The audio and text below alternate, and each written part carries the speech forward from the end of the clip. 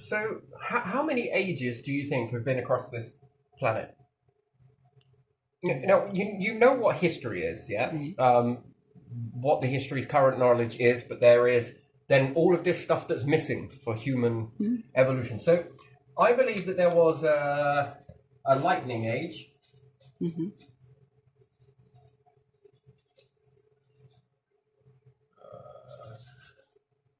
So, a lightning age where I don't know if the moon actually crashed into the Earth or not. I'm going to go out on a limb and say no. I think it was close.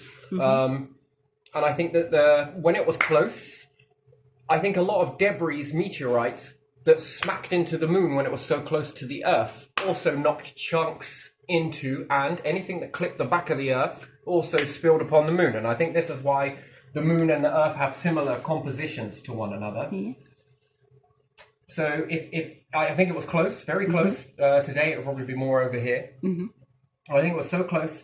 But if you have an onslaught of meteorites, there are going to be some debris that get knocked off the planet. Yes, and some of these debris are actually going to be found on Mars, and some are going to be found in Jupiter. If you could, a great tool would be to find Earth's pieces of all of Earth that was hoovered up in this area around the star, and what's come in from outer space. But then you've got to ask yourself, well, where did all of that shite come from then? Well, a remnants of a past star exploding over here, one exploding over here, and because it travels in multiple directions, some of this stuff is going to rendezvous. So you get what? Part elements. You see, I don't believe that the periodic table is true to all stars out in the solar system.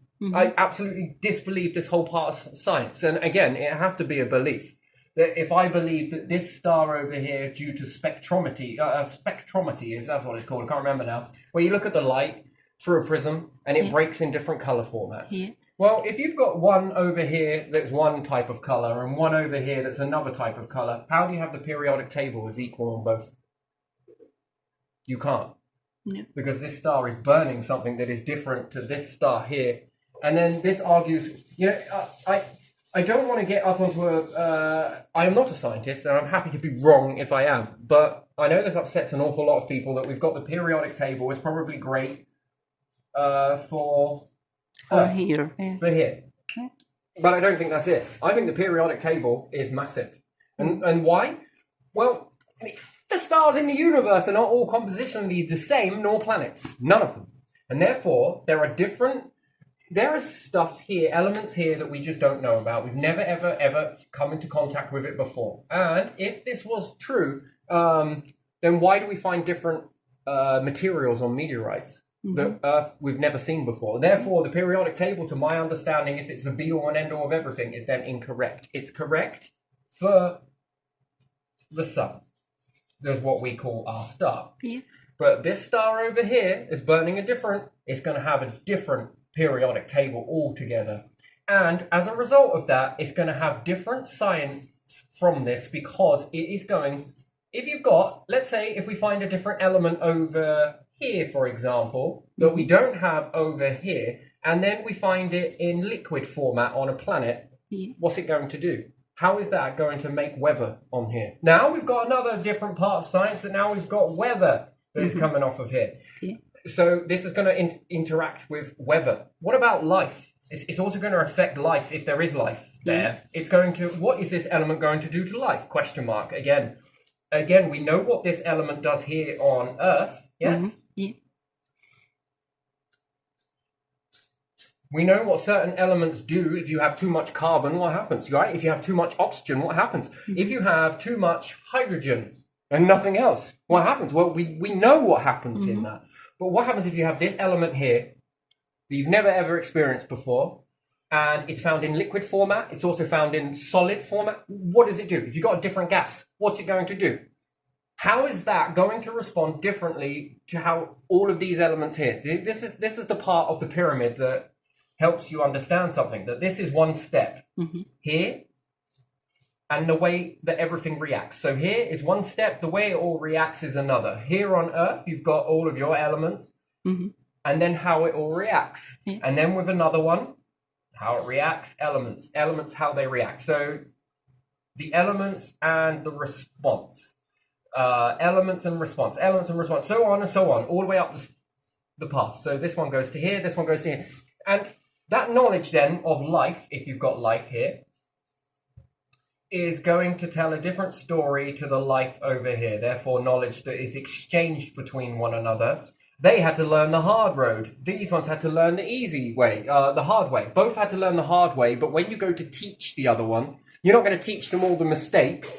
Here's all the ingredients, go and get on with it, said this life form to another life form from another planet. No, they're not going to do that. They're going to tell you the way that was, they did it via trial and error. Oh, that didn't work. Okay, so that changed that. Okay, that didn't work. Okay, now that changed again. Oh, that didn't work, so they changed again. So they spent like 50 years on each time they thought it was right. Yeah. So they thought all of this was correct, but now that turned out to be incorrect, but put them on the correct path each time.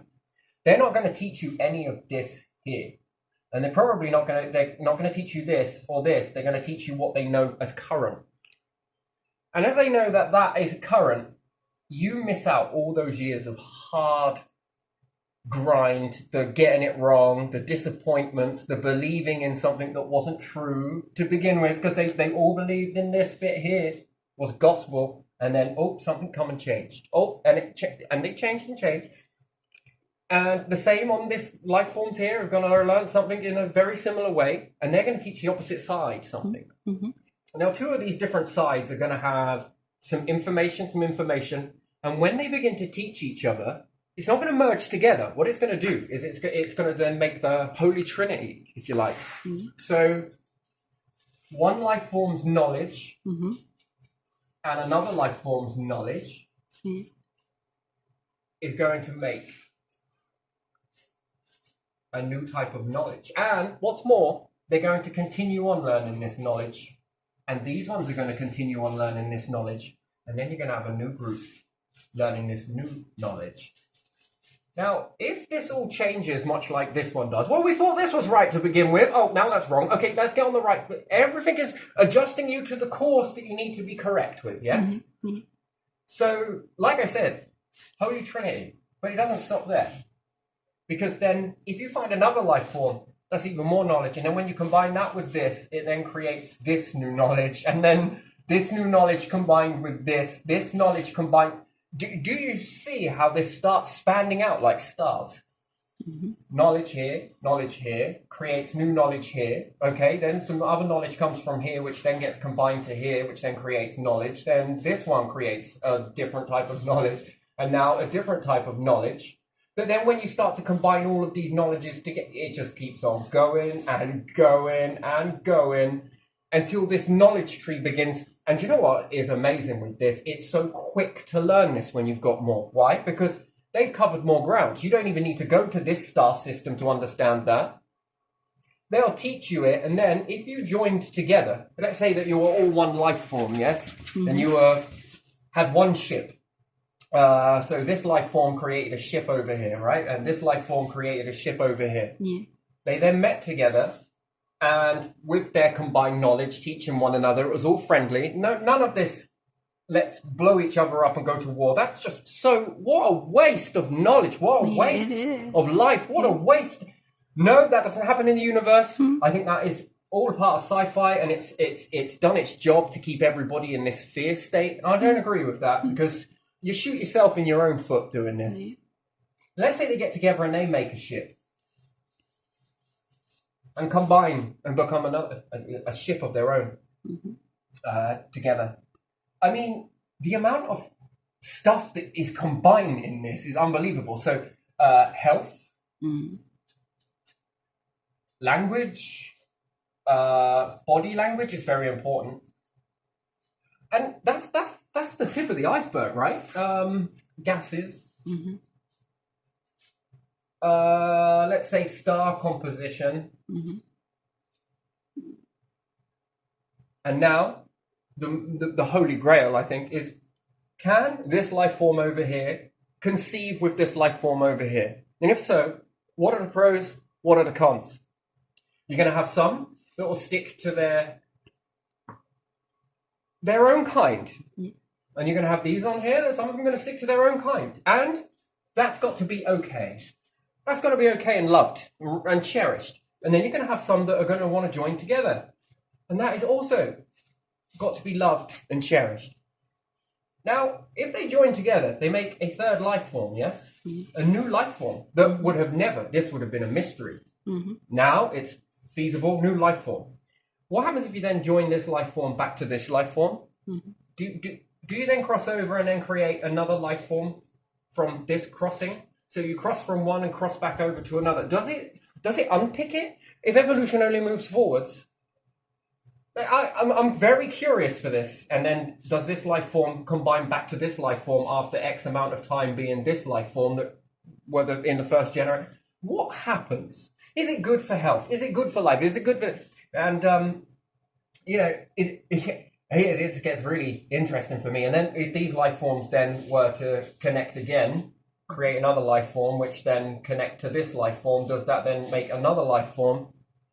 And so on and so on. And then if another life form comes along, and again, this breeding program will go together and you have your, I don't know, your natives, your combined, then your sub-combined, then another sub-combined. I mean, perhaps some people in this group will only stick with their own kind. They'll stick with their own kind. They will be combined and stick with their own kind. Those will stick. And you'll have some that will, some that won't. And whether that's good or bad. And then there will be benefits come from this, right? So what if one allows you to live a lot longer? Is there a high propensity that this one will be like, I'm not so much want to be native anymore. How did you join to reach this? Because now you're living 250 years without age. Again, these are all unknowns. No one knows. So the periodic table to me is if we limit our belief that is everything in the cosmos, then, well, of course, there's no point looking to the stars. We might as well go get a dead-end job in a factory somewhere and just live it out. Whereas humanity doesn't have to. You don't have to. You really don't. No one is going to force you. And this it just boggles my mind that you've got some life forms that will tell other life forms that you're not making anything of your life because you're not going out getting a job doing this, doing that. And other life forms might be looking at your life form thinking, you're not really doing much with your life, are you? But hey, you know what? Do what you need to do in order to feel superiority. Superiority came later on, by the way. There was a lot of things that happened to... So all of this here, this fascinates me. This one, I like to bend this a lot, an absolute lot. Again, I got more of a fascination with this than the universe itself has. Do you not think it is curious too? Yeah, Do you not think that the collective are very curious about this? Yeah. What works, what doesn't? What could, what couldn't? Yeah. Isn't that very interesting? I mean, on your own planet, you would have to look at that as a lot of incest. Yes? Which we call, because there's two types, incest, which is what everyone's give it a bad name, in family incest. And then there is incest on your planet, which is then classed as evolution. Yeah? This is tweaked and changed. But what happens if you have a cat on another planet? It's similar to a cat, acts like a cat, looks like a cat, but they get together and perhaps they cross the species on their own time. Would they make a new version of cat? What are the benefits? Is there any? Well, is it detrimental to the cat species there? Who knows? Again, it's a very big question mark. So periodic table works the same way for me, that is just congruent to Earth and at this solar system here. Right, I was making sure I wasn't saying universe. Right, so that's congruent to this solar system. Then if you've got another star that is burning with different elements that you've never... And then this then makes sense as to why stars explode in every direction. It's beautiful. That's why I like to draw a star like this. I always thought that people drew stars like this was because of the way they explode, their materials. That's why I thought stars were drawn like this, but it's not. It was just to make it look quick. But no, it's not. Stars are drawn like this is because a piece of that star is going to travel that way and pieces are going to travel that way. and pieces of the star are going to travel this way, and this way, and this way, and this way, and this way, and this way, and this way. And then you've got like 0.7% traveling this way, and the same here, same here, same here. Well, you've got another star over here that's just did the exact same thing. And its parts are traveling this way and this way. Now, this one rendezvous with this one, which is now rendezvousing with this one, and now we're creating a new star with new ingredients, right? Mm-hmm. With 0.7% from here, and another star that was over here. That's why I'm fascinated with stars like this. This fascinates me. And another way that I did to remember this is put all the months here. So I think of it like months. It's easier if you make it into 12. You could do it 13. You could do it more than that. But again, when you understand the months of the year, yeah. and you sort of go January, February, March, April, May, June, July, August, September, October, November, December, yes? Yeah. You'll say that, let's say the December is traveling off this way. Mm-hmm. But March is traveling off this way. Yeah. July, or June, should I say, is traveling down this way when the star explodes. And then when you think that you've got each part of this month that's, a bit of a mix. And then if the star takes the planets, hence why stars gobble up planets right before their demise. They puff up. Most of them puff up. And they absorb most of the planets that are around them. Do you know why? So it can throw them out. Yeah, stars are two-faced in a way. They give you life for a bit. You want to treat stars like fine art museums. Nice to look at, but gotta go. Yeah, it's a bit expensive to stay here too long. Expense meaning on humanity's survival depends on it that you need to leave before you reach this stage. And the star gives you enough time to do that. But anything that is intelligent enough to realize that will start hightailing it way before this event starts to happen. You want to be cashing in on that explosion. That will get you moving pretty quickly, especially if you haven't made anything yet that was substantial close enough to the speed of light. What's the speed of that explosion? Yes, it's a big number, right? So anything that catches that, and you can think of a solar sail, yes? Yeah. Wonderful the way it moves away from the bloody star whilst it's just not exploding, right? Now tell me, science, what happens if you put a solar sail right next to a star that's about to explode? How quick can you get that star to go? Close to the speed of light? I mean, I'd like to know that, to be honest. Because there's a lot of... That's releasing an awful amount of light, all in one singular setting of a. You're only getting a few photons hitting that sail. I think it's the photons that are doing it. But when the star explodes, I'm sure you're getting a burst of photons out. Oh man, especially a gamma ray burst. I just wonder what the speed that would be. The speed of light, no, most certainly. But again, when we've got all of this going on and all of this mixing going on, you've got different composition over here, different composition over here, different composition over here, and a star of different composition over here that then makes new composition because these stars mixing with this.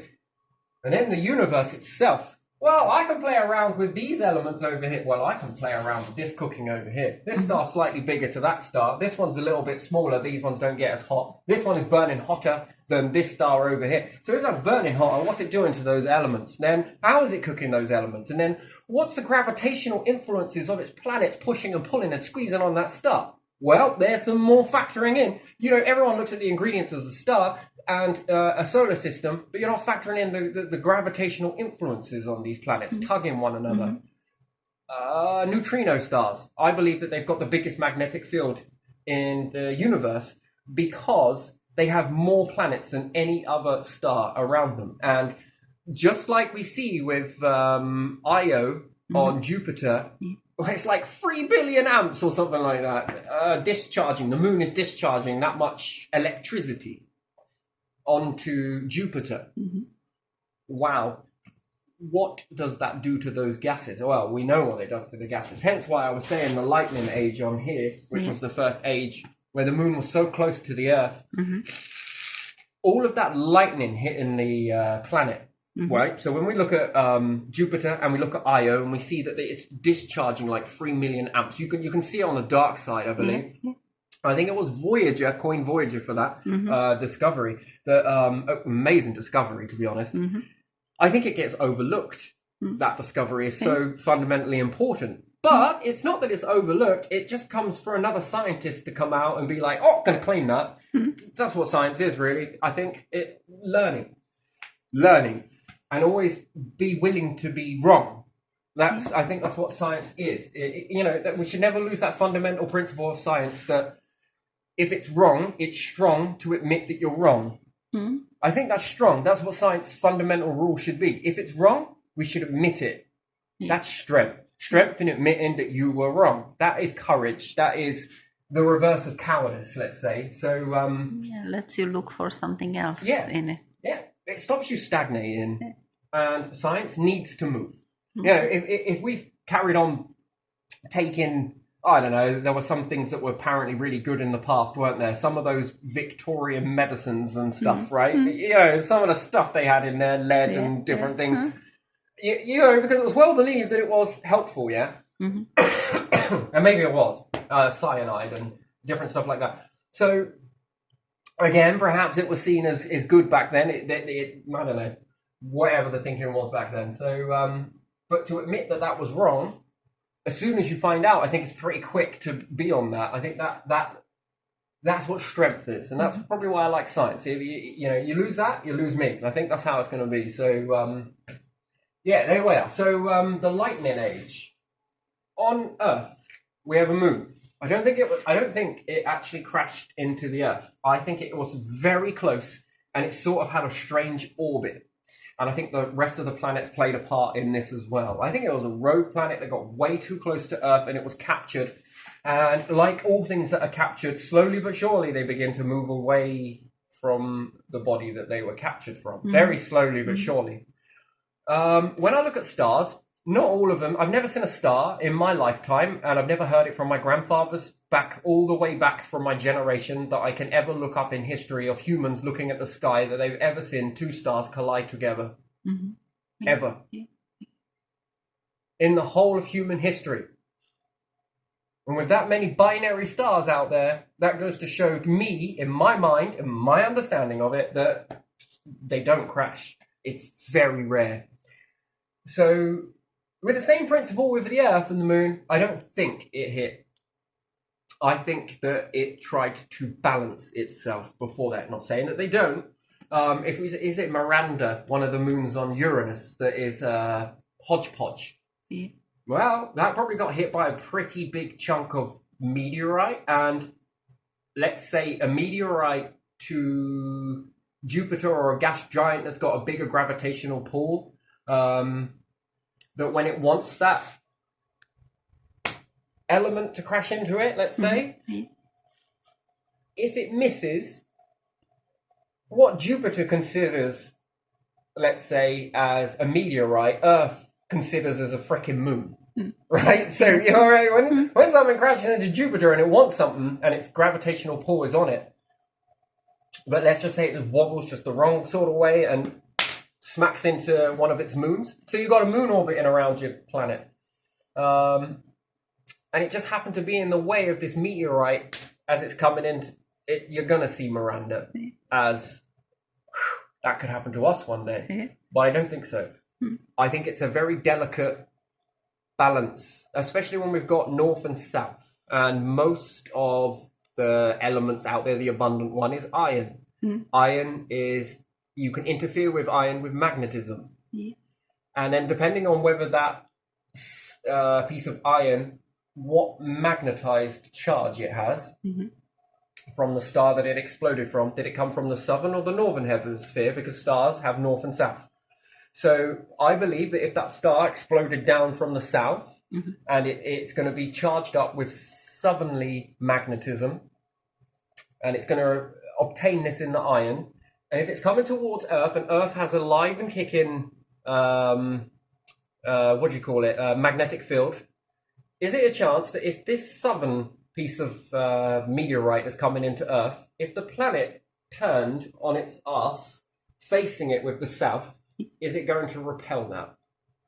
And if it saw that piece of element as I want that, for whatever reason it may be, could it turn north and attract the south to it? I think the planets are far more picky about what comets it wants. Don't get me wrong, a few slip the net. The smaller ones it doesn't worry about, but I think the planet has a way of sort of wobbling in order to try and counteract meteorites and planets. And I think that's why a lot of them have magnetism and electromagnetism as well, which keeps the planets in their orbits. They're much more wanting to go around the equator. I'm not seeing around the sun. Planets go this way and this way and this way. No, they all seem to be set in their certain type of orbit. Stars seem to be very fussy about where the planets sit. And the planets seem to be also equally alignment with the star. So I want to sit sort of here with you, and I want to be around here. And I think that Jupiter wants to be further out, and because of that magnetism, it's just, you know, and why would they be so close then with other ones? I guess there's nothing else in the way. There's nothing else smaller. So I think the smaller ones sort of booster this sort of charge of the star. And I think that then Jupiter sits here. And then, well, why do we have this one over here? Like Pluto's so small and different things like that. Well, I think it's because perhaps more so Jupiter's magnetic field is keeping this one at bay. But Jupiter can't break the mold because it's too small compared to the sun. And the star is the most dominant. If we got closer to another star that was bigger to ours, we would then have to sit into a sort of an alignment. That's why I think it's very rare that stars collide with one another. Like, even though they come real close, some of them on their elliptical orbits, but they never actually hit. And their planets seem to always quite much align. The only ones that don't align is the Oort cloud. The Oort cloud around them. That's the one that's all here, there, and everywhere. But if you've got, and there again, most of our stars seem to keep this debris around the outer edges. That's very much, if all stars are doing it, then stars are controlled doing this. They deliberately are doing it for a particular purpose. Perhaps the star doesn't want the planets to get too big, so it has to keep them apart. If Jupiter gets too big and starts fusion, that disrupts the order. If Jupiter starts waking up and becomes starts fusion, and I believe that Jupiter is on the cusp of it. If it gets too many more meteorites, I think it is possible that it could begin to become fusion. And when we think about planets, we should look at them as failed stars. That's what they are. I think each and every single one of them in that, they all race. Much like you have a load of sperm that goes and races towards the egg. Perhaps in certain cases, two get in. Perhaps in certain cases, two eggs fall and get fertilized at the same time. Binary stars. But more commonly than not, it's one sperm enters that egg out of all of the sperm combined. One gets in. So out of the stars, you want to look at it the same way. They are all racing. All the planets are racing. They are sperm and eggs combined, to be honest. And they're trying to gobble up as much as they can. But one dominates it. I win, move to the middle. Okay, now I'm the big... Okay, now I get to sort your influences out. Now I get to move you out of the way. Now I get to move your stuff away from you. So the next thing it doesn't want to do is allow another star to become start fusion because it gets certain size. I think that when planets get too big... And I mean, this would be a great test. You know, I'd love to be with a species right now that were already out up in space. Because I think it's next, but to go there with beings that were already in space, that already had all of this capability, but just didn't really know quite where to go with it. You know what I would be encouraging them to do? What? Take loads of matter from the outside of an Oort cloud. Again, I would love to teach this. And it would be to grab all of those meteorites that they can find and go and find a solar system that has no life occupied on it. And start putting all of those debris onto a planet. So you would have to understand technologically advanced civilization for a second. So let's say that we find a species and there was much like a solar system that they've got. Yeah? Yeah. And this is the orbit of the planet. Now, whether that is in that particular order. Now, there's the main star. Now, what I would ask them to do, these life forms, is just to give them a lesson on something. I would ask them, guide them, but not actually make them. It's up to them whether they do or they don't. To go and collect up all of these pieces as much as they can. Now, again, we're talking about technologically advanced species. I don't want them to go and give it to this one here or this planet here. Mm-hmm. Because again, learning and science is a lot of things. And if humans live long enough, then maybe try this. Take all of these debris here and put them on here. And keep growing this planet just so that we can watch and they can learn that if all of this debris, how do stars come in existence? Now, you could sit there and watch one inside an Oort cloud. A nebula. Yeah. You could watch one inside a nebula and see it form that way. But I don't think it's going to give you the answer that you are looking for as to how stars are formed. I think the better way to do it, but science at the moment here on Earth is very limited to what can be what is capable of being done. When you understand that a sophisticated, intelligent beings that were out there would have the capability to collect this stuff. Mm-hmm. For a human perspective, that seems way out there. That seems way too much. So yeah, taking all of this debris and put it onto here. Mm-hmm. I mean, they could probably do this over a course of a year. Mm-hmm. And then as it begins to get bigger and bigger and bigger, what I'd expect to see is this star start to create fusion process, and then there would be a complete and utter change in the alignment here. Mm-hmm. And no, I don't think they'll crash into each other or anything else like that. I think it will be quite a fascinating thing to see. And much more, if this was ever seen, because you know what else I would tell them to do as well? What? Make sure we do this away from any other life forms. So if there were life forms like here on Earth and their visual perspective, they could see all of these stars in their vicinity. But again, remember, you would know this. Mm-hmm. You would know that certain planets can only see this much of the universe, although there is like this much more. Yeah.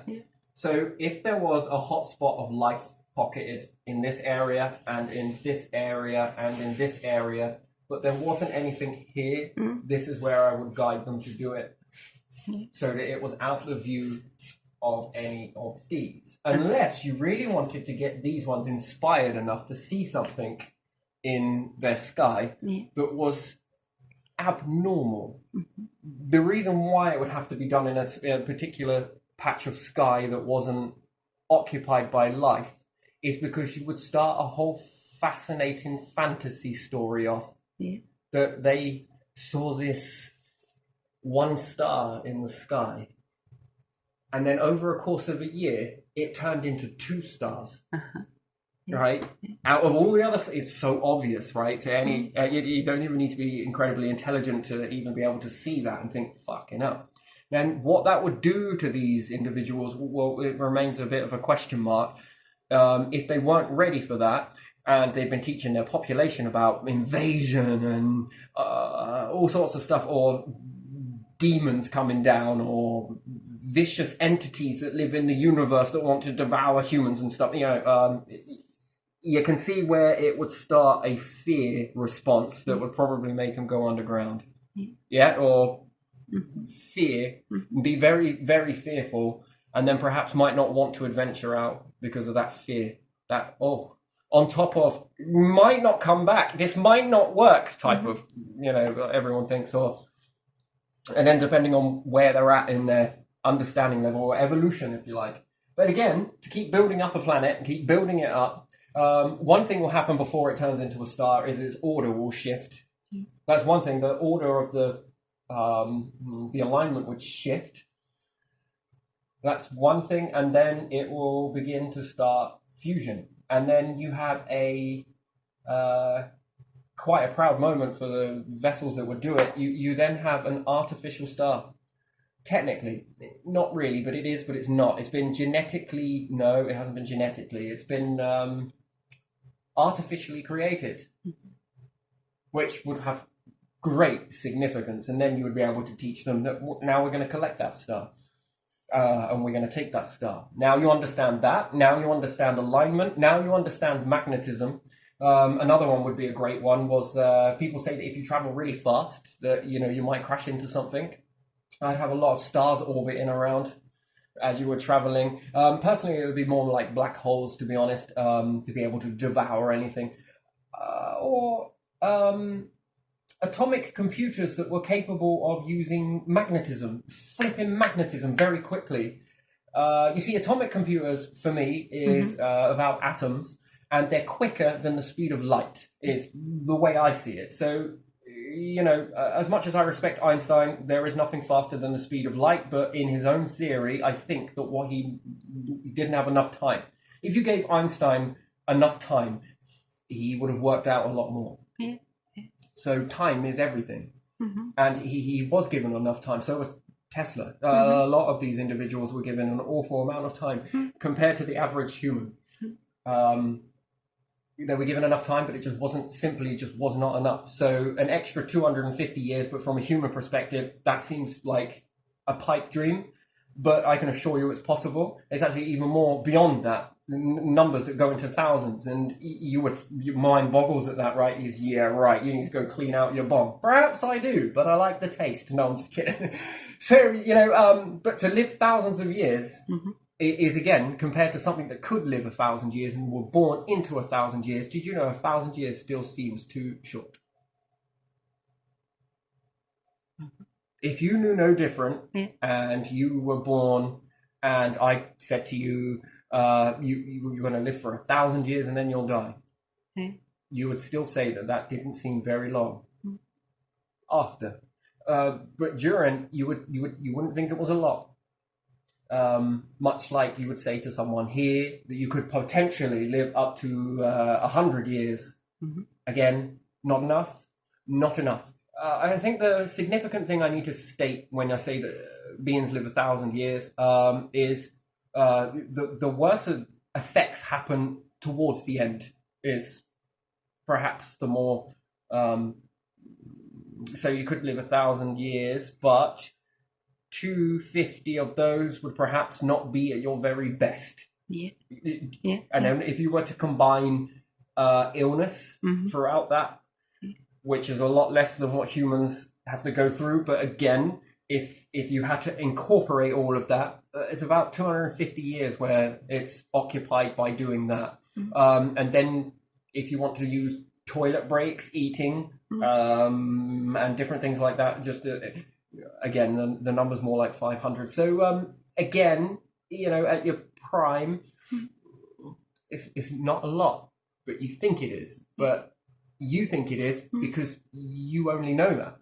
The ones that are the lucky ones that actually experience the most benefit from it are the ones that, again, it is a bit more sci-fi to human understanding, but it always is sci-fi until it becomes science fact eventually, because you've got to have something to stride towards. So let's say that I create an injection that I can give you that will guarantee you an extra 100 years of your life.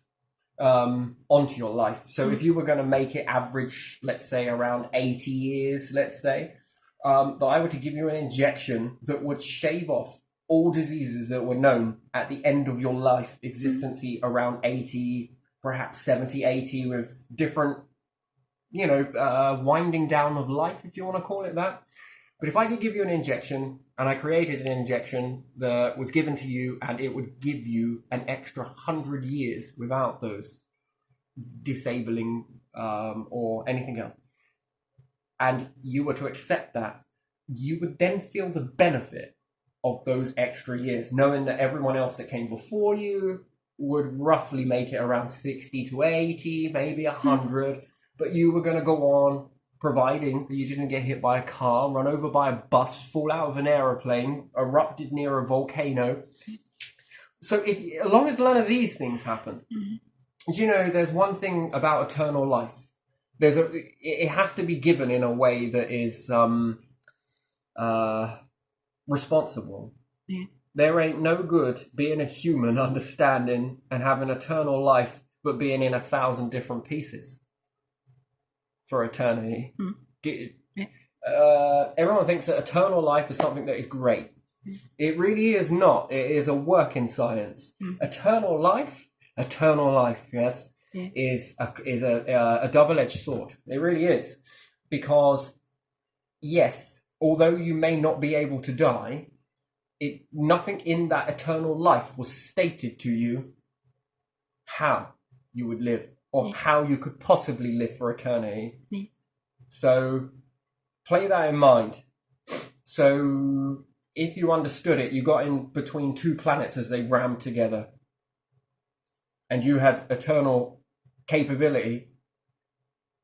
Unless you had some great way of rebuilding that vessel back to its original form and being able to move, hence why doctors and hospitals that start taking on a new sort of structure, that's why it's very important to have these capabilities and medical science that work to restore, work to rejuvenate, because you can't have eternal life unless you have the best of the best health system, and not because you need it to keep you living longer. It's if something happens to you while you are in this state of eternal living. Eternity is, I guess, where people would understand the sort of devil and godly. Godly would be to live in this form. Giving you eternal life does not mean that you are indestructible as the vessel that you are. And it depends on what format. And again, living is in, you only understand it right now, living as one sort of way, which is this you experience now. But there are multiple different ways to live. You couldn't picture living without needing to breathe, could you? No. Or what about needing to eat? What about without needing to reproduce? These are very different ways of living. So life is a spectrum, and there's many different ways to live it. Could you imagine living like a cat or a dog or a rabbit? It's very, okay, it's another way of living though, isn't it? Different to what yours. So if you had eternal life, but you yet had no resource to, or any way of, this is when giving eternal life is irresponsible, and there's responsibility to what is given and what is not, and what is restricted, and the reasons as to why things are restricted, and the need to know at the right time. Yes? Do you understand that? That there are certain things that could be given that at the wrong time could be absolutely deadly and a misery. So eternal life without the right, and I'm not talking about medical health in this aspect of here, antidepressants, stuff like that. No, I'm not on about that. I'm more, that is a factor again. If you're really depressed, there's no point being eternally living, is there? No. If you can't remove those memories, there's no point being able to eternally live. Eternity living, if you became crushed in such a way that you couldn't be rebuilt in a way that could actually make you mobile again, you would still live, but you would live in that type of condition, that state. That state of living is not great for any that. Think about it. Being able to live forever, but being unable to move. Being able to live forever, but losing all of your limbs. Do you get what I? Being able to live forever, but being subject to constant negativity. Being able to live to eternity, but being subject to constant control. Being able to live forever by being stuck and chained into a life that you don't want to live. There's responsibility to all of that. So that magic injection, first off, it comes with a little bit more life. A little bit more, a little bit more, a little bit more. And then how do you use that? What do you do with that? You know, if you give this to a certain individuals across the planet, you could end up wiping out your planet. Again, that's another one. Not having the space to accompany it. Everyone wants to get broody and have children. And then when you do have children and you are experiencing eternal life for everybody, no one dies and no one ages as well. Let's just say it slows it down. Let's say that's one way to do it. There are 3 ways to create it. 3. And that's within living here. Yes, we're in this solar system. 3 ways. 3. Let's say then some alien group came and they weren't stopping very long. They come and give you all of everything that you needed to know, gave you eternity, and then left. You would think, oh, wow, that's a hell of a gift, right? Oh, a wonderful gift. And wow. But these aliens might not be wanting you to, or gave it to you, but just didn't understand or think correctly. And then when they give this to you, you then begin to overrun your planet. You then begin to right? So let's how can I explain this in a way? So water. Mm-hmm. If you are, I don't know, 15 stone human, you're what, around 8 pounds, 8 stone of you is water? Yeah. 8 stone of water times your population that's growing. You would then need to start converting your ocean water. So you need 8 stone of water inside your body at all times. And you also need to trickle in water to run through you. So eternal life, again, becomes detrimental to you because all humans drinking that water without being able to clean what you've just urinated, mm-hmm. Who's going to drink it? So you'll knock the purity out of your water and struggle to have pure water. You'll struggle to have water. And you'll say, well, what would be the point? We wouldn't, we would live eternity. Yeah, but did that turn off the pain? Has that counted for a body that's full of all of this, and that? The rest of the things are still going to occur. How are you going to get rid of them? That's the part, right? The water is you're still going to require moisture, yes. If you don't drink it, mm-hmm. What's the point in living eternity with a dry mouth and a constantly grinding belly? You know how it is, right? Yeah. You can't concentrate when you're hungry. Yeah. So just because you've been given eternal life doesn't mean that all the problems are gone. You've now got new ones to contend with. Mm. And you hadn't planned for it. So therefore you hadn't resourced any water elsewhere. You hadn't taken any moisture from anywhere else. You're still stuck around this solar system. What's the point in being in decompression? Not needing to breathe, but still being alive, still being aware, still feeling all of that. You see how that turns into quite a nightmare. That's why eternal life is not given. You see, it's very logical when you think about it. It's not given for a good reason. This is the reason. And again, it's about responsibility. And do you have the ability? Yes. Yes, of course. Responsibility is next. Would that be responsible of you to give? Well, let's look at that quickly. No, it wouldn't. It would be irresponsible. That would be not very good. And you can live, eternity, but how would you like to live? The rest of it would still need to be taken care of. So, and then how would you function? That weak feeling. You'll live, but you'll still feel weak because you haven't been able to eat. Now, food is starting to deplete. And then when we look at humans needing 8 stone, do you know how much nature needs? Do you know how much animals need? Do you know how much water that is? Do you know how much moisture that is? If you were to take humans, it's hard to see it, but you do it with berries. You take a load of berries from a tree and you crush them to gain all their juice from them. Yeah. So what about if you took all the humans off the planet and let's say you wanted to harvest these humans for a smoothie? How much moisture do you think you could squash out of a human? Each and every single human. Yeah, quite a bit. Quite a bit. Yeah. And again, it's no different from taking berries from a tree. No different. And crushing it up and making a drink. Is it any different? Not really. It's a little bit more accepted for fruits. Why? Because they contain a seed that you can remove.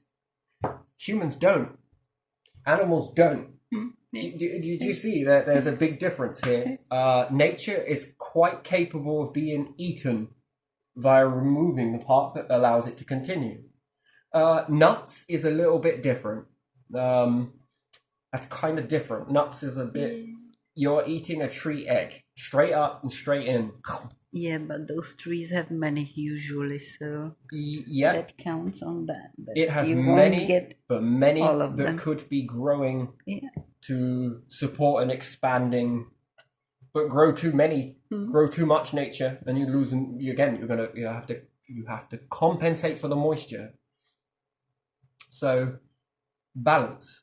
And sure, as much as I understand that the universe has balance, and then when you knock out one cycle, another rectifying cycle, it's not black and white like that. Mm-hmm. You may knock out one cycle, but it doesn't mean that another one is going to balance itself out. You have to be wise enough and responsible enough to know balance. Animals tend to understand balance. Let me give you an example. We're going to go to sleep in the winter. We are going to collect food all through the summer, store it for the winter, and we are going to eat from that during the winter, and we are going to stay shut down. And when you sleep, you use less oxygen. Did you know that? When you get into a rhythmic sleep pattern, you're using less oxygen. So therefore, the animals sleeping during the winter, knowing that there is less oxygen in the environment because nature is mainly asleep too, shuts down. Hibernating animals are staying within that balance. Humans are the exception to the rule, and we've woke cats, we've woke dogs. What else have we woken? Birds and fish and any pets that you have, they are awoken. That's what the word awoken means. That you stay awake during the winter.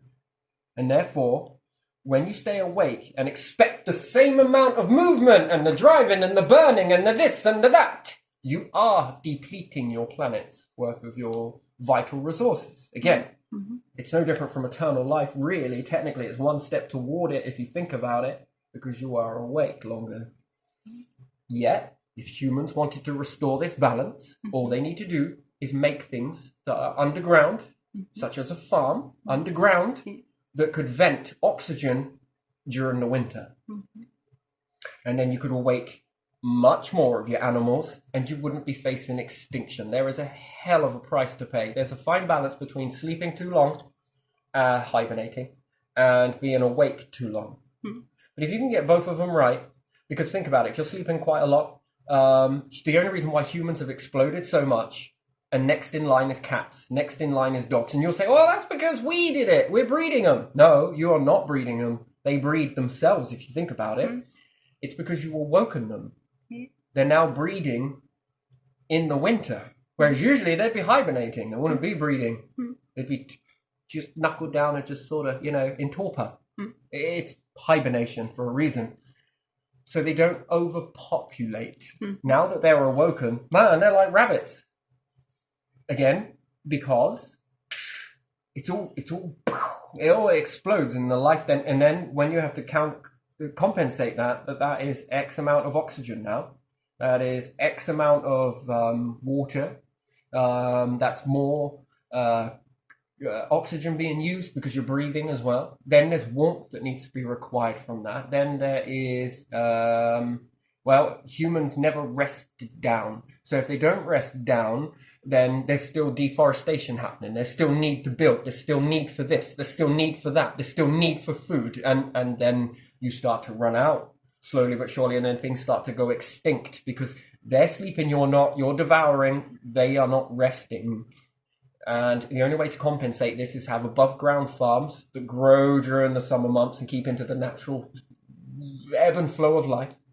But underground, just as these crops are all gone, artificial lighting, artificial just environment to keep it warm, and then you want to start growing a forest there, and you want to start growing food down there, so that just as these ones begin to shut down, to hibernate, you want to start waking an awoken forest. We have never awoken a forest. Did you know that? Out of the whole time, we're too busy awaking ourselves selfishly, and we should be a bit more selfless in the same respect that nature has been selfless in giving its flesh in order to save the seed.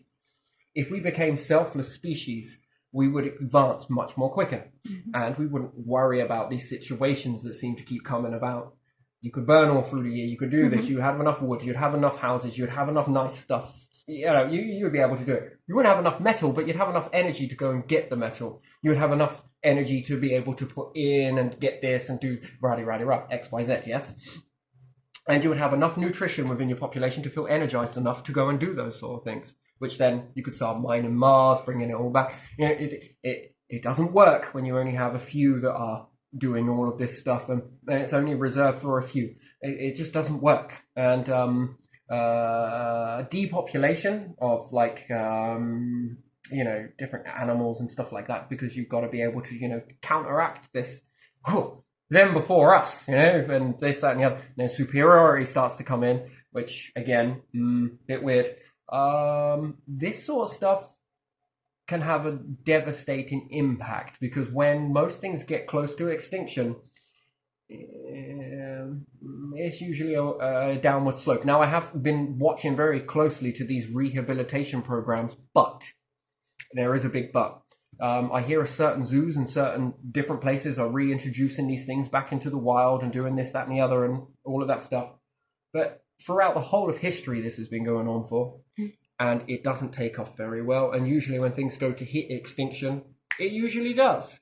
And as much as this rehabilitating or rebreeding programs that they've got going on, zoos are awakening animals from different types of hibernation and different things like that, which is very strange. But we just, as a nation, world, we don't have anything to support this. We just take it like the earth is gonna always be self-supporting everything that we do, because we're humans, we're superior, right? Which is wrong. We shouldn't be that way. We have to understand that we are the ones that create the balance. If you want to disturb the balance, you have to just, rather than disturb the balance, you need to extend it. That's what you need to do. And how do you extend that? Underground farms that wake up during the winter and where everything else above is shutting down, and their vent gas is going to be oxygen in the winter. And using NASA, not using in the bad sense, but funding NASA on a part of this in order to be able to look at the atmospheric gases. And NASA's second role, if they could, I mean, they're already doing it. If you think about it, they're keeping an eye on the atmospheric gases that really build up in the winter and start to drop down, and then we build up with another abundant gas in the summer. That's being closely watched, and it's a good job that NASA caught that, to be honest, or whoever it was that started getting together and start building all of those. Fucking amazing that is.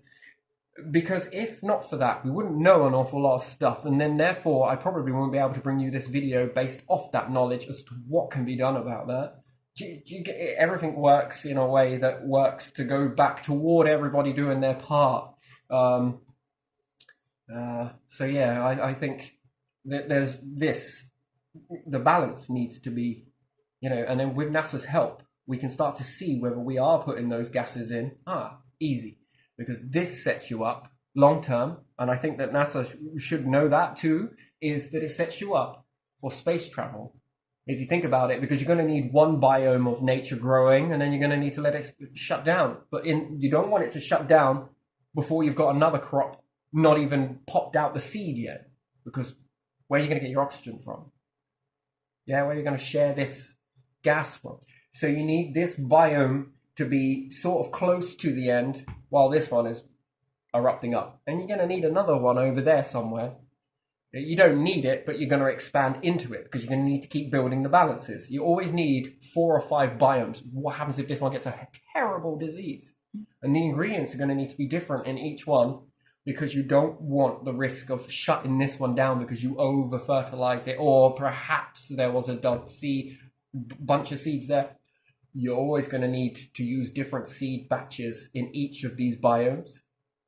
So I think the seed bank was a good step in the right direction. But I think that doesn't, once you've built that, you don't need to sit back and go, there we go, we're done. That's our job. No, we need to move on to version 2 now. What's version 2? Well, we got seed bank, but now we also need oxygen banks. We also need food banks, which is underground farms. and different things like that. And sure, it's going to be a bit of a sweat in the beginning, but to start with it and get on with it, I think humanity will naturally just become accustomed to it eventually. But I think this is where our education needs to be at, thinking up more stuff like this. And I think this saves everything. Humans ensures our survival, I think, quite a lot. But also, not just humans. We can't just ensure humans' survival, because, you know, I was sitting there. Never mind. But to understand, to get humans where they never become extinct, yes. And I'm getting doesn't matter, but thinking about that question of how can you do your bit to do that sort of thing. I mean, it's a very powerful question, and I like the question because it's very quality. How do you do that? Well, you can't do it just by safeguarding humans. You have to do it by safeguarding humans' cradle. Do you get what I mean by that? So if you had a job that was to safeguard humans so that they never go extinct, how would you do it? I don't know. Well, you have to safeguard all of the things that humans need. Water, food, oxygen, carbon, hydrogen, moisture. I think I said that one. Nutrition, lightning. There's an awful lot of stuff here. Environmental gases. Another one was when really diving into that question, if you like, the planet threw up as one. The star is throwing up as one. There's a path, a massive path. But if you think it is just to be able to safeguard just humanity, that is breaking it down into bite-sized chunks. I love this question, by the way. That is a beautiful question. And, or statement, if you want to say that. That is a very powerful statement. And I think that all humans should be brought up to have that in their minds, you know? How do we safeguard our species? And again, it's massive, right? But if you break it down into bite-sized chunks, it's actually quite easy when you get your head around it, I think, anyway. But when you've taken care of all of those, the bare necessities, food, water, okay? And those two are very important, but so is oxygen, so is carbon, this weird one, hydrogen is, lightning, there was something else as well, nutrition and keeping soil. You have to then work on soil. And then it wasn't just that, it was also then threw up about the heat, cooling. These were other ingredients that safeguarded humanity. Boredom is another one. I think games consoles are really doing well with that, to be honest, especially for deep travel in space. That is going to be a fundamental thing. Games consoles and different things like that. Especially sleeping. You're going to need hibernation moments, and you're going to need moments where you're waking up and doing stuff and keeping active, and then back into hibernation again. It would be wrong to think that you could sedate humans over a course of 4 or 5 years or 80 light years to get them to another planet system somewhere else. That is unrealistic. It would need to be done like with part waking up, part shutting down, part waking up, part shutting down. If not, you have a lot of problems with the dynamic of the human, if you like. It needs to be moving in certain aspects, and there is that would allow the ingredients in the craft to go a long way. So it would get you there. But it would be a very up and down sort of process. But the planet itself poses a risk to humans. The star poses a risk to humans. The moon poses a risk to humans. Meteorites pose a risk to humans. CMEs from CME. Corona mass ejection, so solar flares, they also pose a risk. So there's an awful lot, actually, quite a lot. And then there's other species, bacteria. You would think that they would be at the top of the... Actually, they're quite a way down. They need to be controlled, yes, but these ones seem to be more pressing, I think, than stuff like that. But yeah, I don't know. So the first age that I think that we got was a lightning age. Then I think that there was the foliage age. Then a wood age. Then an ice age. Then a stone age. It's very fascinating, right? Then after the stone age, I don't think it just went straight to stone. I think When you look at Stonehenge, what do you think it is? I'm not sure. You want me to tell you what I think it is? Yeah. I think it's the very first altar. Yeah. Yeah. Well, you know I make those smaller versions of Stonehenge, yes? Yeah. Do you know why I do that? I've done this many, many times over my course of my life with those. But Yeah, well, never mind. But yeah. with different things like that. Yeah. And certain ritual stuff gets placed within inside the center of the stones, yes? Yeah. Do you know why I do that? I know I've been doing this for many years. Actually, it takes most people by surprise if I were to ever do it. Oh, what are these things over here? Oh, I put these in here. Well, you did these? Yeah, I did these. This is just this and that. Well, the reason why I do that is because it's comes from Stonehenge, and Stonehenge is ruins of a building. Mm-hmm. Now, when we look back at the past Celts that we had here, or Celts, is it known as? Do you notice their houses that they built? Yeah. Now, imagine one that was like the size of Stonehenge, but weave stuff in between those columns and those blocks that sit around, and then you've got the slightly smaller ones. Perhaps you don't know that, but I believe there are slightly smaller ones around the center. There's 2 circles, isn't there? I don't think it's a clock in the terms that we understand it, although I believe that it was a place of large gathering for people. When I say large, I mean back in the times of Stonehenge, we've got to understand that the populations weren't as big as what they are today. I think it was a place for a lot of things. Now, the first common one was religious, a very religious place, a place of going to. So you've got the outer columns, yes, that sort of stack around, yes? Yeah. Now, I'm going to do this very crudely because over time, these have ruined away, yes? Yeah. And then you've got your main entrances and different stuff like that. Anyway, so I'm going to draw these in very crudely, yes? Looking kind of good? You can get me up a picture so I just refresh my memory. Because I think that there are, in the middle of it, there are smaller stones. Yeah, I think so too. I forgot. If you expand a Celt house, a Celt's house, Celtic house. Yeah. Oh man, and this place was bloom and colour. Stonehenge. There you are. Beautiful. Can I have an aerial view of that? Aerial view of Stonehenge. Nope, I'll have to go again. Aerial view of Stonehenge. There you are. Do you see the way the landmass around the outside is just showing you that this is only part of the picture, especially when we look at this one? Yeah. Do you see all of that around the outer edge there? Yeah. Yeah? Yeah.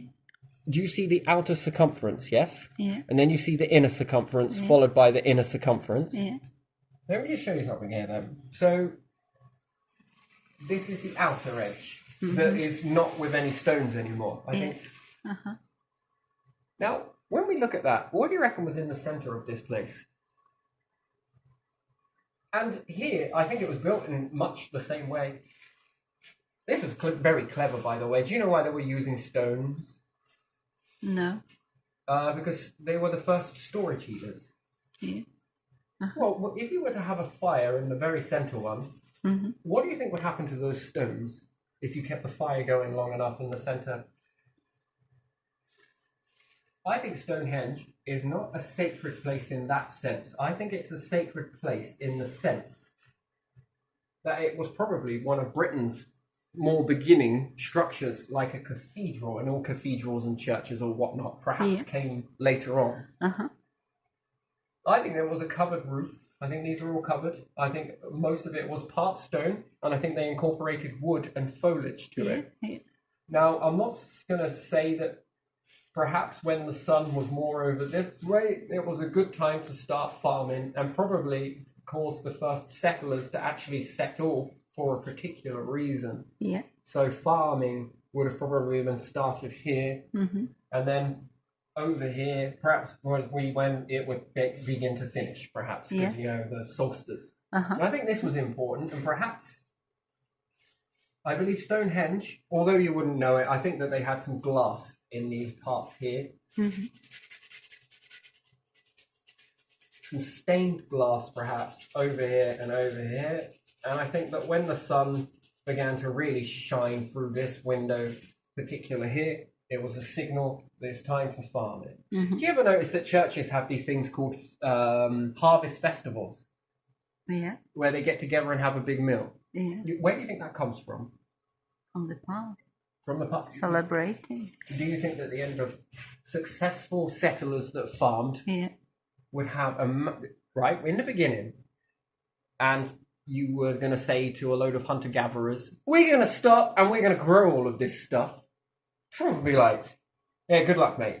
And they'll probably carry on being the way that they want to be. Yeah. But then a small group were like, I like this change. This change sounds fucking epic.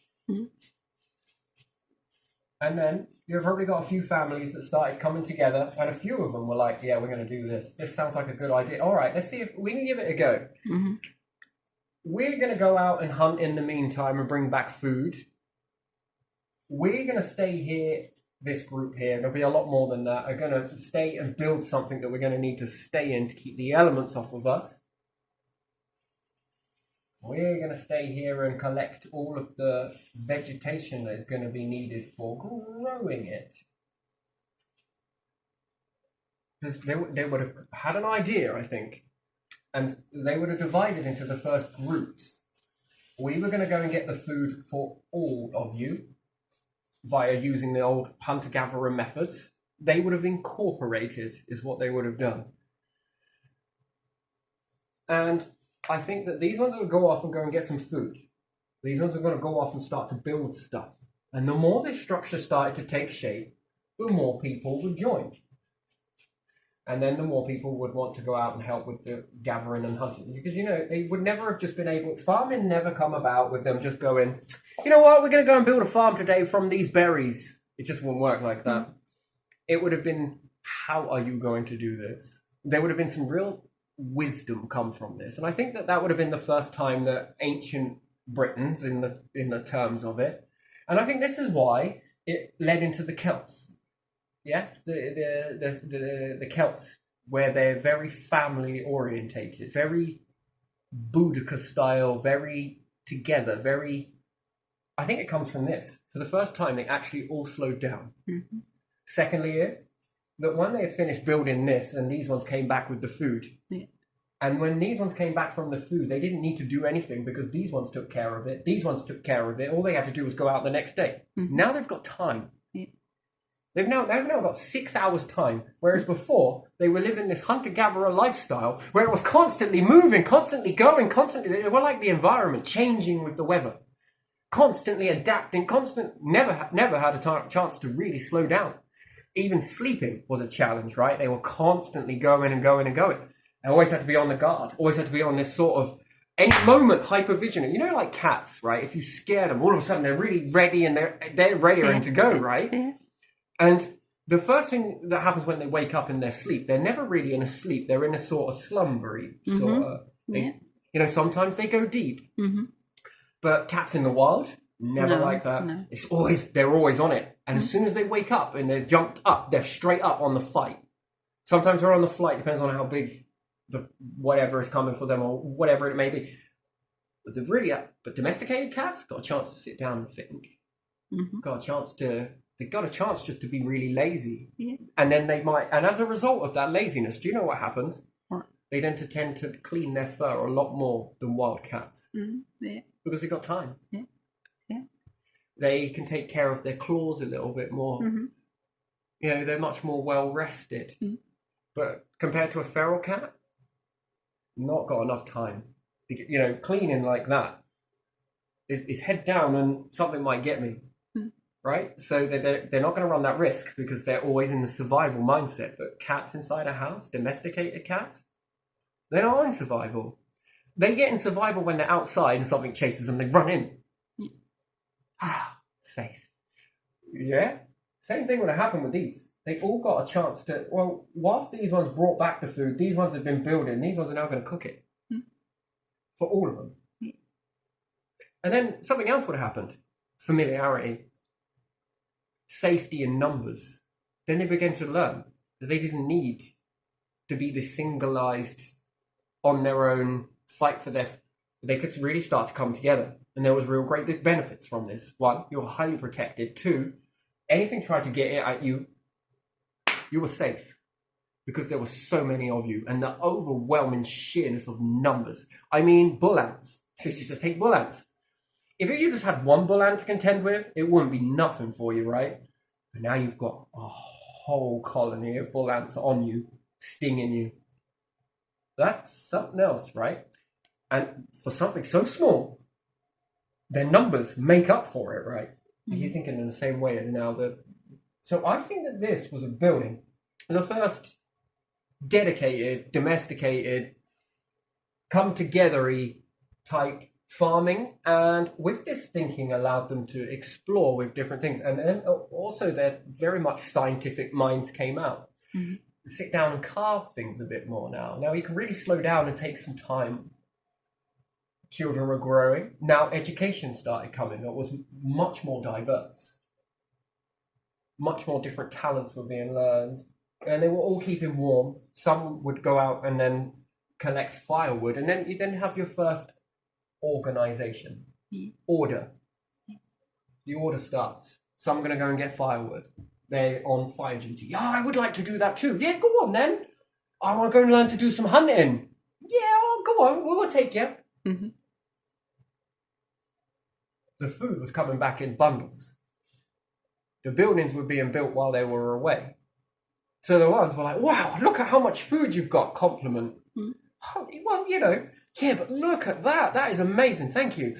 Yeah. Wow. Look at what you guys have been doing. Oh my God, look at this. What's this? Wait, this is like we're going to use as a door, we were thinking?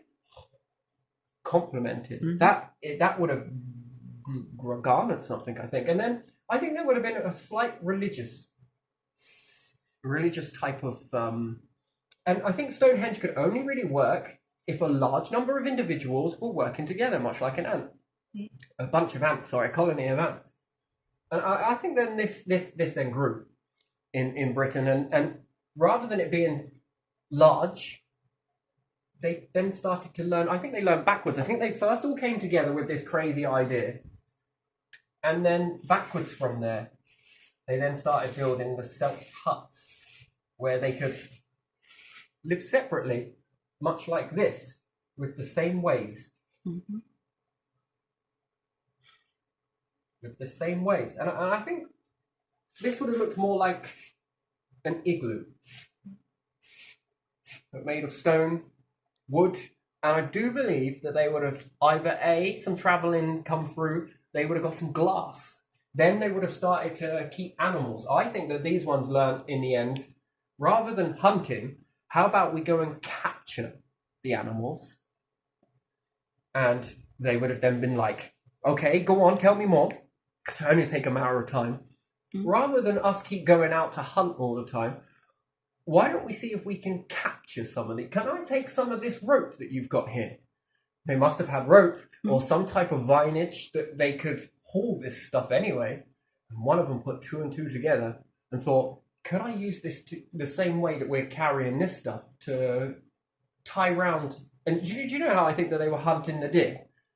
Mm-hmm. I think they were climbing trees. Mm-hmm. And they were dangling snares down, but like handheld snares in a way, made out of either ropey or vine. And this was giving them a reason to make this stuff. So they'd have been high up a tree. And do you know, there's a really weird thing. If you're up a tree, nothing can smell you on the ground. Did you know that? Because you're so high up. If you're high up on a tree, it's weird, right? The only reason why I know this is from smoke. Mm-hmm. That if someone was smoking, usually I can smell people that smoke, whether they're really far up a road. I can smell it, and I say, there's somebody up here because I can smell them. They're smoking. There's a cigarette smoke. But did you know if these individuals were up a tree, I wouldn't be able to smell it, and I could not smell it. That's how I used to always find out where my friends were when growing. It would be the smell of smoke. But one time there was this tree den that we'd built. Again, humans, that comes from hunter-gathering days, where you build a den, a shack, one that you can travel with. You know, it didn't matter. You were only staying there to sleep, and then next day, okay, or perhaps it got a bit rainy or cold or whatever it may have been. You'd have built a little den and gone out and hunted and then made it back to that. And then, you know, nothing that you would stay in too far. But yeah, so making a den up in a tree, just based on my nose alone, I couldn't smell them because the smoke dispersed. Well, if that's smoke and that's more intense than humans' natural smell, let's say, that a deer could quite easily smell, this wouldn't. I think that they would have climbed a tree, and with it being quite long, they would have dangled it down. And as the deer come walking through, eating, and it lifted its head up, they dropped it down, and the first lasso, they got it. As they got it, then they climbed down the tree whilst roping this down, holding the animal. Some will probably stay on the tree holding it, perhaps lassoed to it, whilst the others went down and then try and bound its legs, and both its legs, front and back. And then they would have picked it up and taken it, not killed it. They would have got a bit more humane with this, I think, and then they would have took it. And in this much same enclosure here, they probably built another enclosure where they now begin to keep their livestock that they captured. And these would eventually get fed and begin to breed. And I think that in the beginning time, that was the main thing that they wanted to do as a group. They wanted more time. More time to put their feet up. We've lost this in today's world because we've just got so over the top on being busy all the time, much like our old hunter-gatherer. It was constant on the go being busy. But these knew that they wanted more time because they begin to think. And thinking is a new thing. They never had time for it. It was always on the go. It was always living in this physical world. They never ever got a chance to explore the mind. I think the mind was very important. And now this new thing started to talk to them in a way where they would all think there's similar stuff. But one of them said, "It's in here. I hear this voice like mine. Damn, I do that too." Right? And then, so do I. Oh, there's more time to understand this thing called mind. We would need to then be able to think a bit more. What's your voice telling you now? Perhaps focusing now. For the first time, humans begin to focus.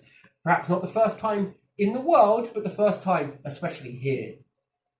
After all of this inspired even more stuff for them. They did believe in themselves even so much more now. The crops were growing really well. They then got so many people gravitated towards this that's then when these smaller versions of this then started to become apparent. More smaller, and then the first communities began.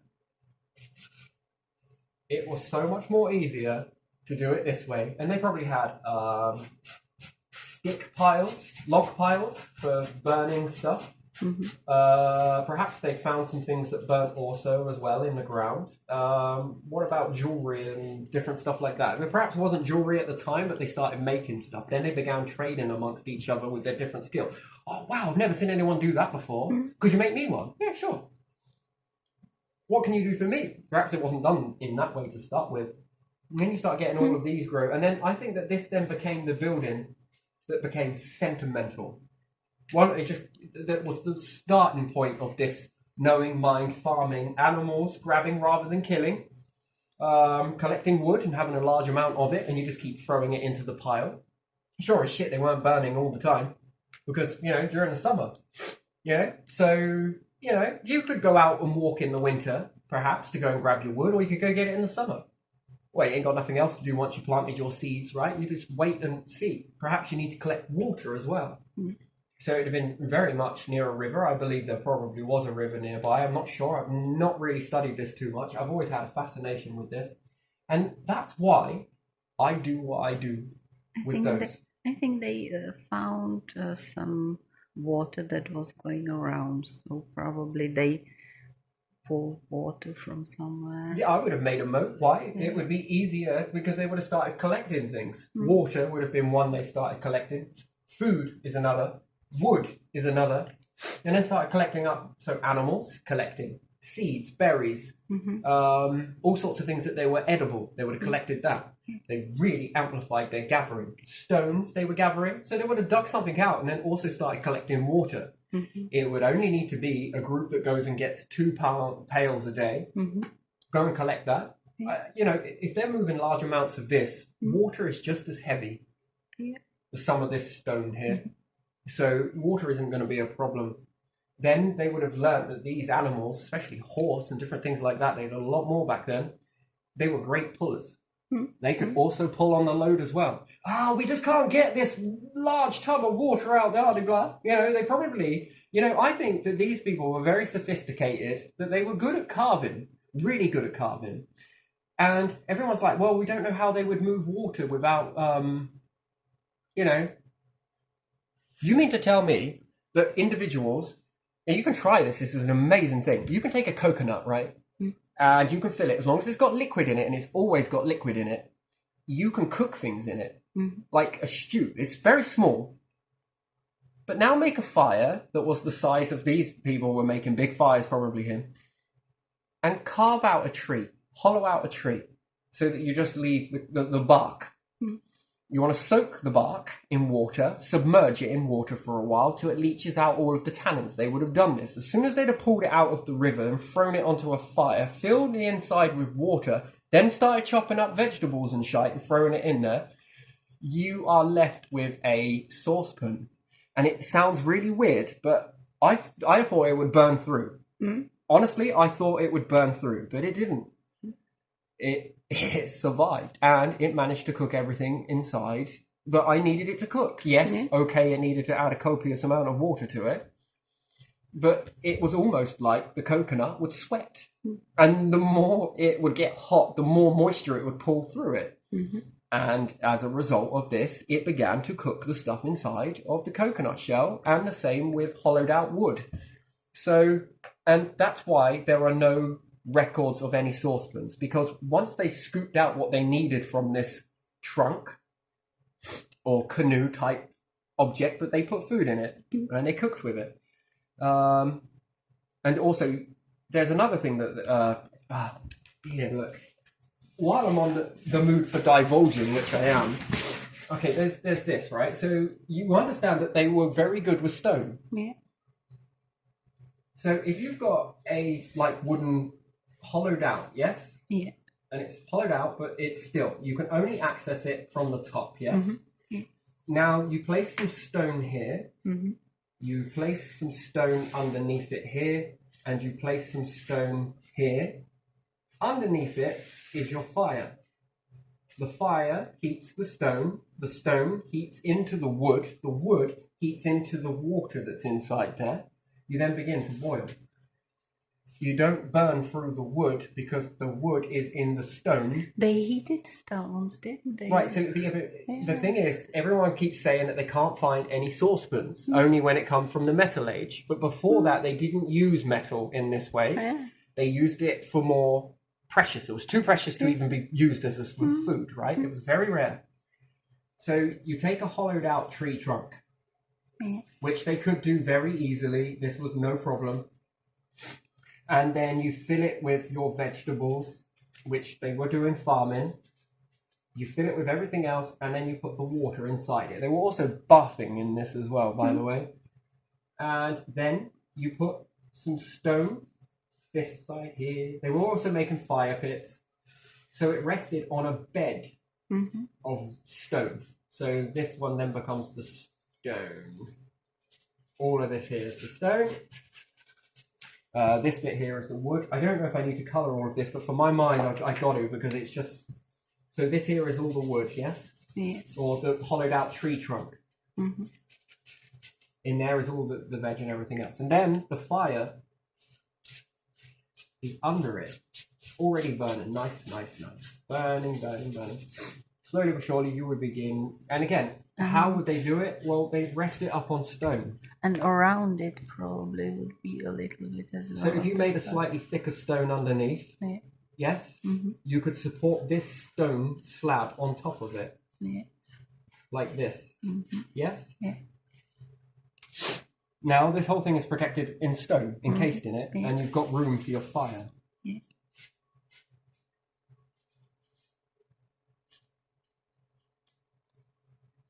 And then you're able to start boiling. And what's more, you're able to have a bath. Now, perhaps they couldn't seal the stone, but did you know wet stone, the water's too heavy, and when it starts boiling, it falls apart. But wet stone can be pressed together.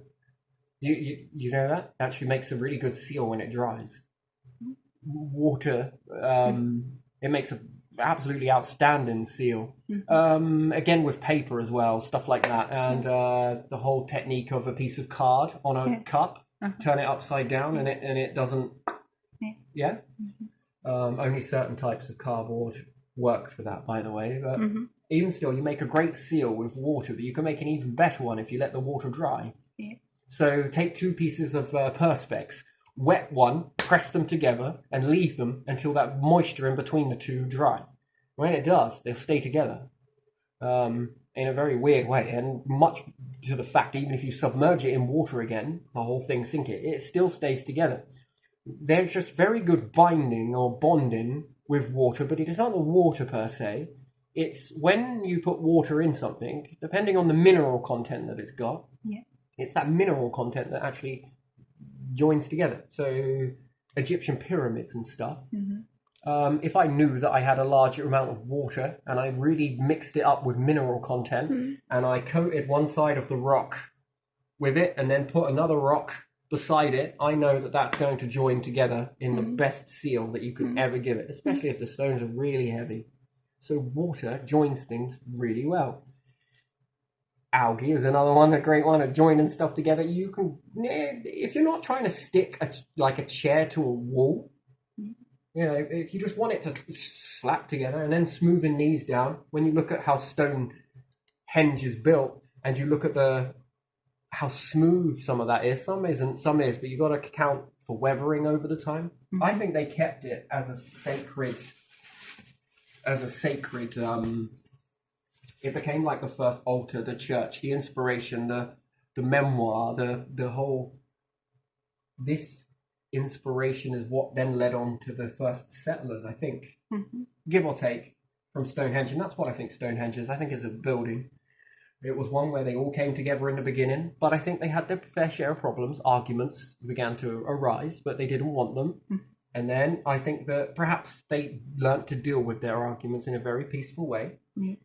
I think that definitely is a key. Why do I believe that? Well, because more came and then started building smaller ones from this larger one. I think because there was way too many people at one point all wanting to get in this because it was an easier life. You know, back then they were facing that if they didn't cook, kill, hunt, and gather anything within a 3-day to 7-day window, they would watch their loved ones die. That's how it was. That is what life was back then. And if you didn't eat, and you didn't eat right, you know, nowadays you don't lose your children to this. Perhaps there are still parts of the world that are in this. That is probably how hunter-gatherers used to really be. I think, more so. And then when you've got something like this, that was guaranteed food, guaranteed water, guaranteed animals, guaranteed heat, guaranteed shelter, no matter what it was thrown at you outside. Water that you had to collect from somewhere else, bring it back in a canoe, a hollowed out tree that was then filled at the river, sorry. The water was taken from the river, put into the canoe, and then perhaps they found a way of putting two of these together that slotted into each other, you know, so that when they pulled it, it didn't slosh out the sides. And they pulled this all the way back here and then filled it into a moat using horse. I think that this is what they did. I think they did do this. And I think this is what then started the growing process, because humans elsewhere, other hunter-gatherers, were like, that's guaranteed. That guarantees my family. And then what have I got to do in order to join us? Well, we need some more wood. Would you collect wood? What do you want to do? Then your first jobs come about. And then I think this metal then came because they had time to think about it. But in the moment of living like this, I bet it was great. I bet this was real turn in the history. And I think that's why the Stone Age is the longest. That's why I think the Mesolithic from beyond, I think that it was the longest. I think that they had gone through some. You've got to factor this in with an ice age. Times were just hard enough as it was. To them, they didn't know no different because they were born into it. But being born into that and then existing when the ice came, I think destroyed a lot of stuff. And I think that they were going to be really prepared for that when they came out of that ice age. And I think that they did carve into the ice to begin with, and I think they made similar structures from the ice. I think the ice allowed them to pull most of this stuff to areas, I think, because they were coming out of it. I think it led to this, the importance of this. There were less people. There were less animals, I think. Not many people survived the ice age, I think. I think the pockets started to explode. Too, and I think then after the ice age, I think it was a very lonely world. You really heard nature more than anything else. The flowing of rivers, the wind. Other than that, it was very unlikely to hear another person for very many miles. So that when they did find somebody else, I think it was more celebrating, more happier, at least not to be on your own. Because you've got to understand something here, that how do men and women back in the Mesolithic meet each other? You mean to tell me that a son left the family over here, that when he become of age, become a man, and knew how to defend for himself? It would have been much like you see animals in the very beginning, before establishment. You've got to go back. The mom, perhaps it was mum that looked after children, reared the children when the children become of age, which I think is nothing like we see today. I think that they left the nest, so to speak, when they felt that they could support themselves, so that they could hunt. And when they could hunt and travel, they then ended up somewhere else, and then perhaps met a lady in the same way. It was hunt and travel, and they meet each other, and then they start their own family, rear the children. Perhaps it was a bit like this. Maybe it was more so like the animal kingdom, where it was just mating season, and then the men went off on their own, and the ladies were left to go off and do their own thing with the children to bring them up. Maybe some of them came together as families. I think it's more family orientated, because this would have never have picked up. So I think that if life forms are ever going to advance, I think that there would need to be an equal companionship of male and female looking after the children. That's the only way it'll ever be successful. So my money on another life form, if humans will disappear in a massive catastrophic event, I think that it would be a male and female that would work together to bring up their children, that would then start this similar process off again. The singular ones that are more on their own, so independent that you could shake a stick at it, I think, they could do everything on their own. I don't think ever feel the need to come together as groups. I think the ones that have always been binary in that way, stick together, need one another, I think is more successful. Which is sad, because today we see a lot of division right now, a lot of division, and it doesn't speak very great to be so independent that you don't need anybody. Do you know what I mean? I think that is the most selfish way to be in our existence, that I'm so on my own, dedicated, I can do all of this without anybody. Look at me, I am... And somebody else saying that as well. That is called divide. That is you dividing yourself. And it may be that you can do this on your own, but fuck me, your children cannot.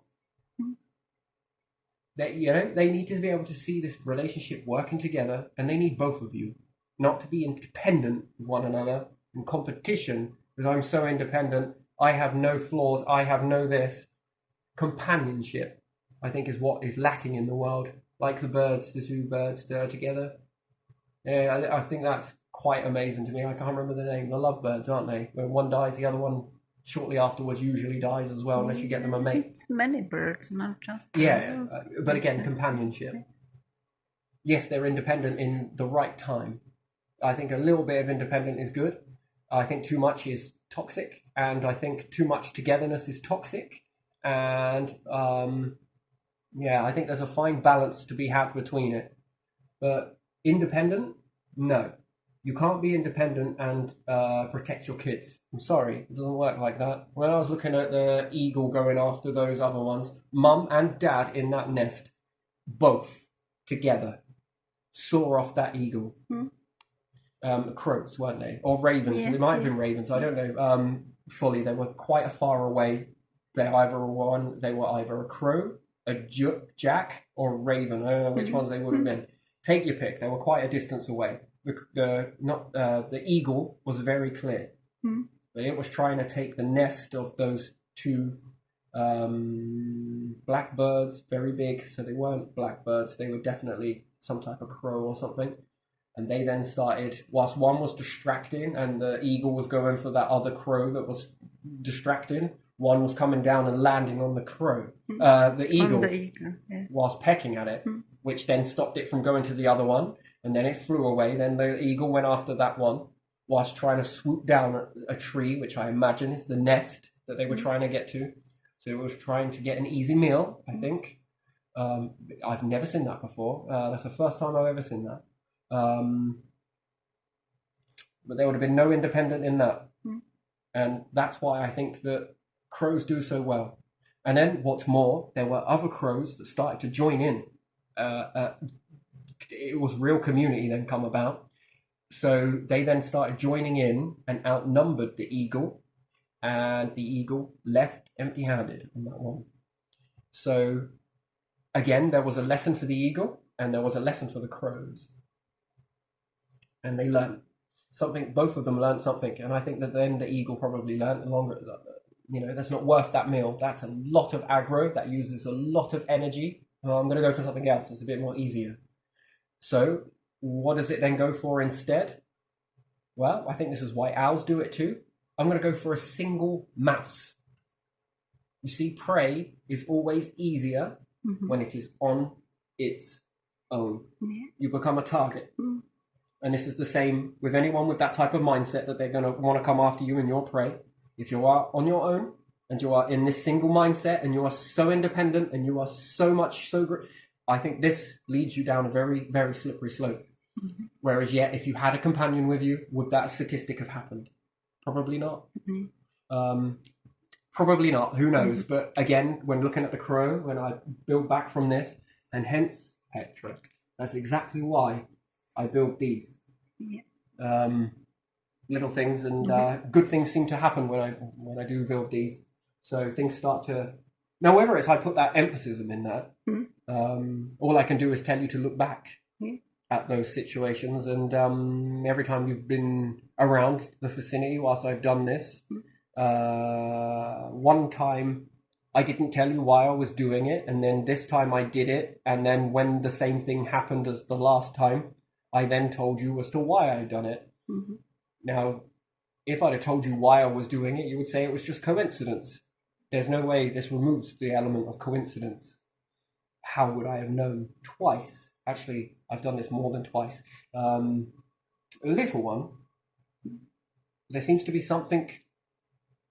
Seems to be like a talisman in a way, like a charm of some sort, if you want to call it that. This whole Stonehenge structure. There seems to be something quite powerful within it, and I don't think it's coming from magic. I think it's coming from a collected mindset. The power is still there, and if ancestors be ancestors, it's within you. Then we come full circle to the other video as well, so that kind of marries into that. So that's what I think Stonehenge is, and that's why I think it's why the buildings ended up becoming the way they did, and those little bread ovens that you've got kind of remind you of something in a way. Yeah, I think that the Stonehenge was more igloo. Yeah, I definitely do. So there we are. We've been on quite a tandem. This has been fun. All right, I'm going to have to leave it there, though, because, this has been a nice one. Yeah, very good. Yeah, very good.